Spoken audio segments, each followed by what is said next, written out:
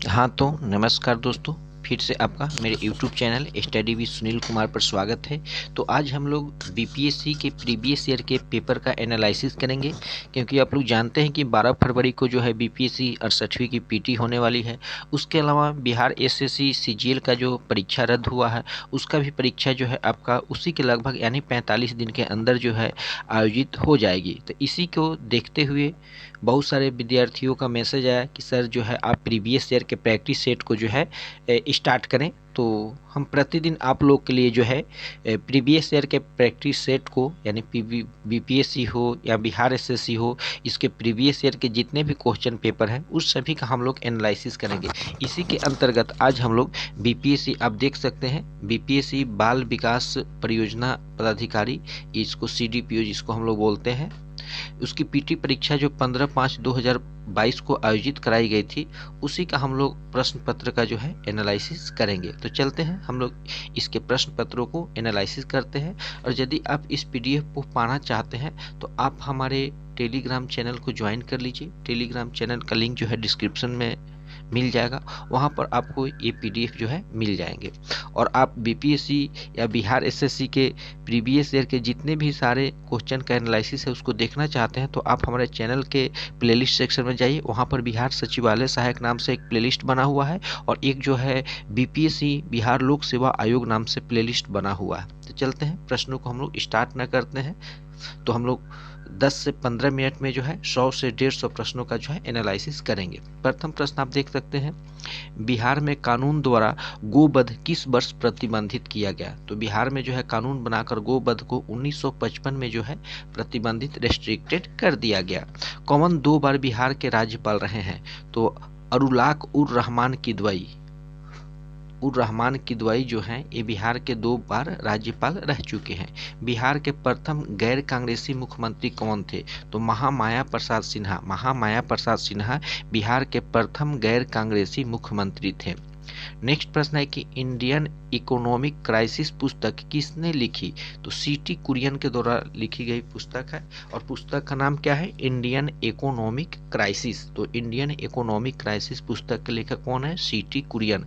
बिहार में 3 कठिया पद्धति क्या है। तो बिहार में जो 3 कठिया पद्धति है कृषि पद्धति है।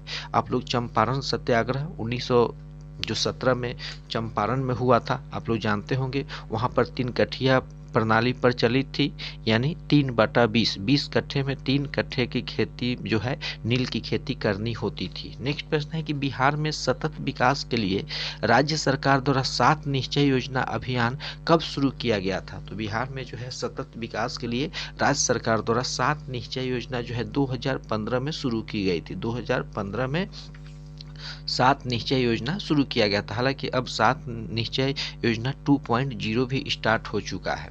और जन धन के द्वारा जो खाता खोला गया था आम नागरिकों को, वो जो है आपका 2014 में ओपन किया गया था। चलते हैं हम लोग नेक्स्ट प्रश्न को देखते हैं। अंतरिम चल निधि समायोजन सुविधा ILF को किस समिति ने सुझाया था। तो नरसिंघम समिति, नरसिंघम समिति ने अंतरिम चल निधि समायोजन सुविधा को सुझाव दिया था। विशेष आर्थिक क्षेत्र में अत्यधिक सफल किस देश के प्रयोग की लाइन पर आधारित थे। तो ये जो है चाइनीज, विशेष आर्थिक क्षेत्र में अत्यधिक सफल जो है चाइनीज देश के प्रयोग की लाइन पर आधारित था।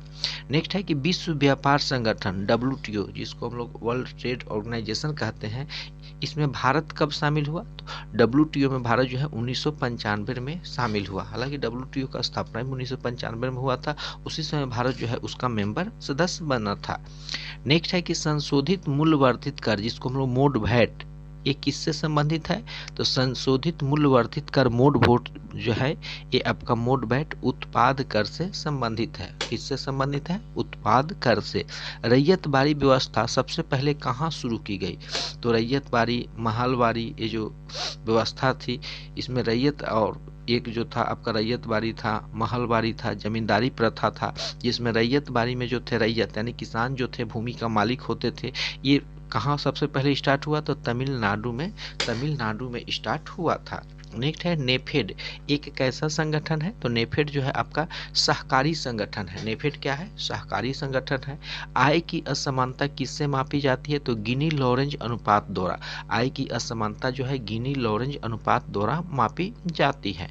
नेक्स्ट प्रश्न है कि तेल के संकट के कारण अधिकांश विकसित देशों ने किस समस्या का सामना किया? तो मुद्रास्फीति का सामना किया। तेल के संकट के कारण अधिकांश विकसित देशों ने मुद्रास्फीति का सामना किया।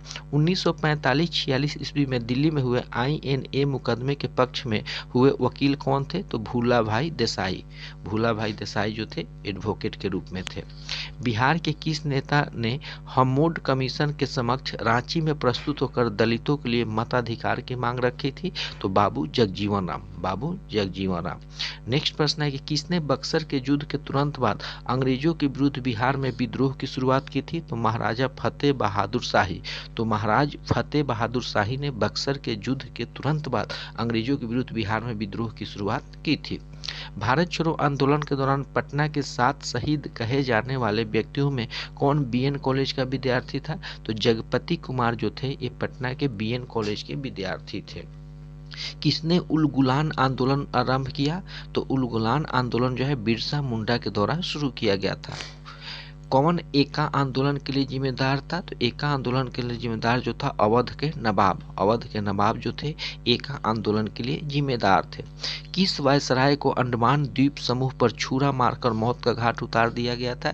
तो लॉर्ड मेयो। लॉर्ड मेयो को जो है अंडमान द्वीप समूह पर एक कैदी ने जो है छुरा मारकर उसको मौत का घाट उतार दिया था। फ्रंटियर गांधी ने कहा था कि उन्हें और उनके आंदोलन में उन्होंने भेड़ियों के सामने फेंक दिया। फ्रंटियर गांधी ने कहा था कि उन्हें और उनके आंदोलन को उन्होंने भेड़ियों के सामने फेंक दिया। वो किसका जिक्र कर रहे थे? मुस्लिम लीग। और मुस्लिम लीग की स्थापना आप लोग जानते हैं सलीमुल्लाह खां आगा खान ने 1906 में ढाका में किया था।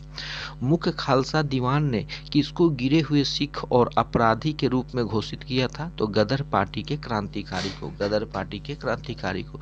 पुनः समझौता कब हस्तांतरित किया गया था? तो पुनः समझौता 24 सितंबर 1932 को। पुनः समझौता जो है 24 सितंबर 1932 को हस्तांतरित किया गया था। लखनऊ पैक्ट 1916 में हुआ था। मद्रास में जस्टिस पार्टी ने किसकी वजह से द्वैध शासन के प्रयोग को प्रांत में सफल बना दिया? तो अंग्रेजों के वफादार रवैये के कारण। किसने अप्रैल 1930 में वेदारण्यम सत्याग्रह का आयोजन किया? तो सी राजगोपालाचारी। सी राजगोपालाचारी ने 1930 में वेदारण्यम सत्याग्रह का आयोजन किया था। नेक्स्ट प्रश्न है कि किसे चंपारण सत्याग्रह का एक बहुत महत्वपूर्ण पहलू सही मायने में कहा जा सकता है? तो भारत के राष्ट्रीय आंदोलन में किसान आंदोलन का शामिल होना जो है ये एक तरह से जो है आपका चंपारण सत्याग्रह का एक महत्वपूर्ण पहलू रहा। नेक्स्ट है कि आधुनिक परमाणु प्रतीक किसके द्वारा प्रस्तावित विधि पर आधारित है? तो बर्जेलियंस पर आधारित है। नेक्स्ट है कि ऐसे पदार्थ को जो बिना रासायनिक प्रतिक्रिया के अन्य पदार्थों से नमी को आसानी से अवशोषित कर लेता है उसे क्या कहा जाता है? तो उसे जल शुष्क कहा जाता है।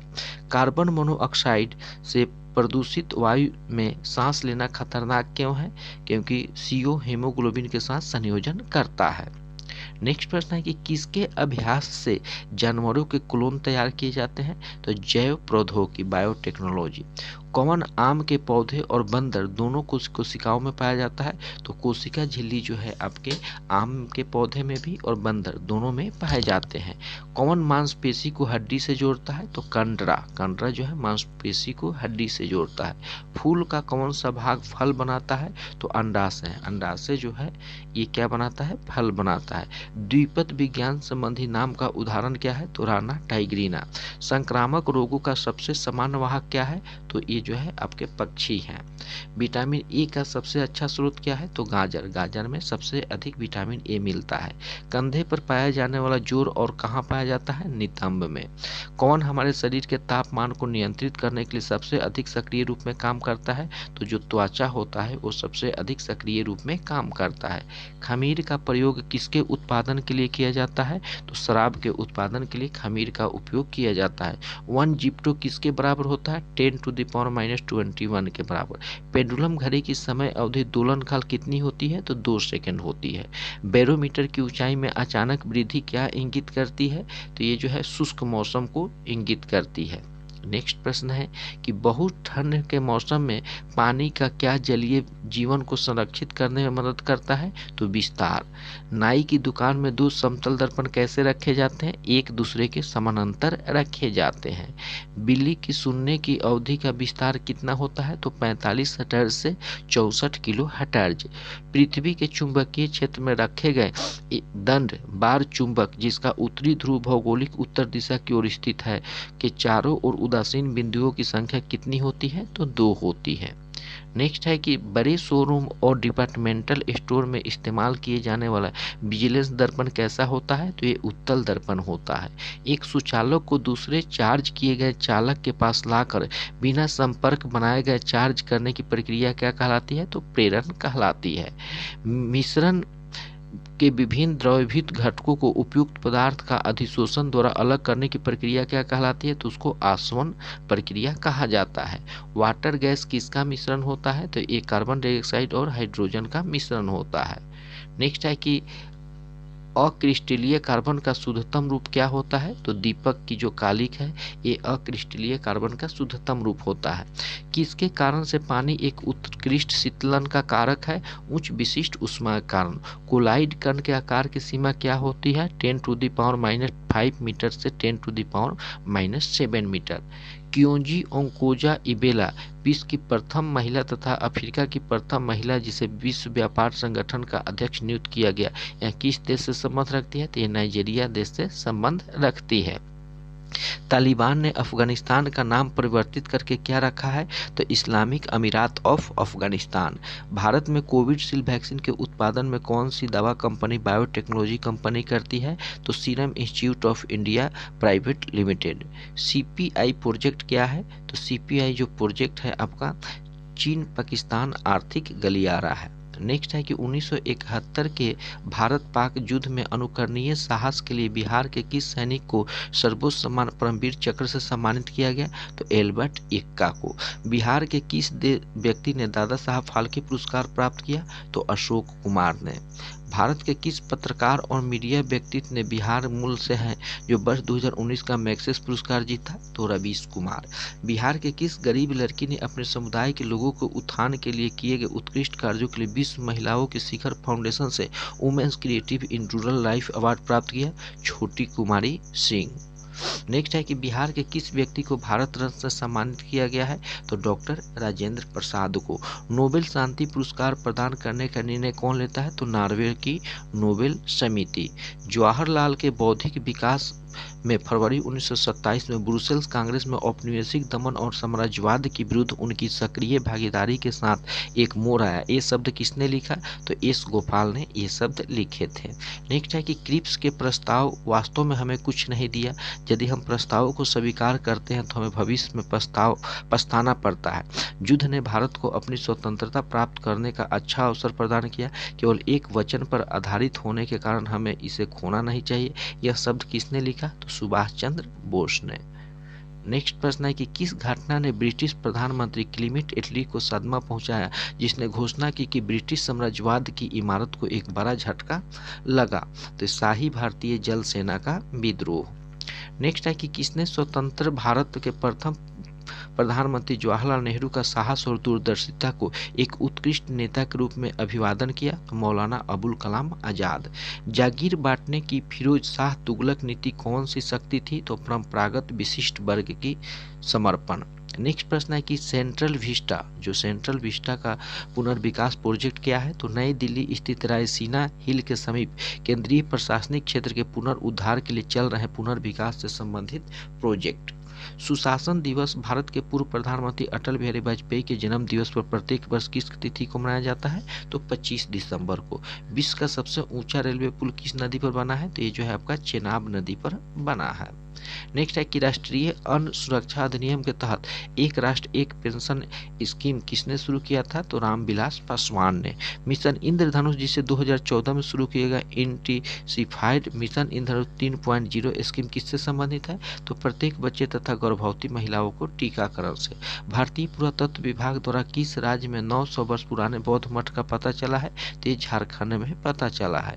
राजीव गांधी खेल रत्न पुरस्कार का नाम बदलकर किस खिलाड़ी के नाम पर रखा गया है? तो मेजर ध्यानचंद के नाम पर। विश्व का कौन सा पहला देश है जिसने अपने देश में सभी महिलाओं को मुफ्त में स्वच्छता उत्पाद प्राप्त किया है? तो स्कॉटलैंड। बंगाल प्रांत के साथ बिहार प्रांत को कब मिलाया गया? 1733 में। नेक्स्ट प्रश्न है कि किस ब्रिटिश अधिकारी ने भारत सरकार को सूचित किया कि पटना के मुसलमान पेशेवर के नजदीक 64वां नेटिव इन्फेंट्री के आसपास में पत्र व्यवहार करते हैं और याचना की कि ब्रिटिश के विरुद्ध बगावत करें? Robert Montgomery. 1888 में इलाहाबाद में किस राजा ने भारतीय राष्ट्रीय कांग्रेस के चौथे अधिवेशन संपन्न होने के बहुत बहुमूल्य सहायता प्रदान की? तो दरभंगा के राजा ने। पूर्व गुप्त काल में किसके द्वारा शीशे के सिक्के की एक बड़ी संख्या जारी की गई? तो सातवाहन द्वारा। प्रसिद्ध इलाहाबाद प्रशस्ति के लेखक कौन था? तो हरिसेन। राजत्व के उसके सिद्धांत प्रतिष्ठा, शक्ति और न्याय सिद्धांतों पर आधारित था। बलबन के बारे में ये सब किसने कहा? तो जियाउद्दीन बर्नी ने कहा था। अलाउद्दीन दिल्ली का प्रथम तुर्क सुल्तान था जिसे धर्म के राज्यों के अधीन लाने और ऐसे घटकों को परिचय कराने का श्रेय जाता है जो सैद्धांतिक रूप से धर्मनिरपेक्ष बनाते हैं। ये शब्द किसने लिखा था? तो जियाउद्दीन बर्नी ने लिखा था। नेक्स्ट है कि भारत के एकीकरण के बाद वह पूर्व, मध्य और पश्चिम एशिया की एक करना चाहता था। एक विश्व साम्राज्य स्थापना की ओर एक महत्वपूर्ण कदम था। आरपी त्रिपाठी ने मुगल काल भारत के किस सम्राट के बारे में लिखा? तो अकबर के बारे में लिखा। सोमेश्वर श्रेणी किस पर्वत श्रेणी का एक भाग है? तो ये जो है शिवालिक श्रेणी का भाग है। बिहार की भूमि किस नदी प्रणाली से अपवाहित है? तो गंगा नदी से। बिहार में बाल सुंदरी, ताल, करैल, बलथर पद के लिए प्रयुक्त होने वाली क्या है? तो ये सभी जो है आपके मिट्टी है। कहलगांव, कांटी, बाढ़ और नबीनगर किसके केंद्र है? तो ताप विद्युत शक्ति। बिहार में कौन से वस्त्र उद्योग केंद्र है? तो भागलपुर। किस देश में कोयले का सबसे बड़ा संचित भंडार है? संयुक्त राज्य अमेरिका में। कौन सा देश इलेक्ट्रॉनिक्स का सबसे बड़ा उत्पादक है? तो चीन। पर्वत श्रेणियों में कौन गंगा मैदान और दक्कन पठारों को विभाजित करता है? तो विंध्याचल श्रेणी। किस राज्य में तांबा अयस्क का सबसे बड़ा भंडार है? तो राजस्थान। पूर्वी उत्तर प्रदेश और बिहार के कुछ भाग किस मैदान में सम्मिलित हैं? तो मध्य गंगा मैदान में। तो ये आपके रहे 150 प्रश्न जो आपके बीपीएससी परीक्षा में आपका 15/5/2022 को पूछा गया था। तो आशा करता हूं कि ये प्रैक्टिस सेट आपके आगामी परीक्षा के लिए काफ़ी लाभदायक सिद्ध होगा। यदि अभी तक आप मेरे चैनल को सब्सक्राइब नहीं किए हैं तो सब्सक्राइब कर लीजिए। सभी को बहुत बहुत धन्यवाद।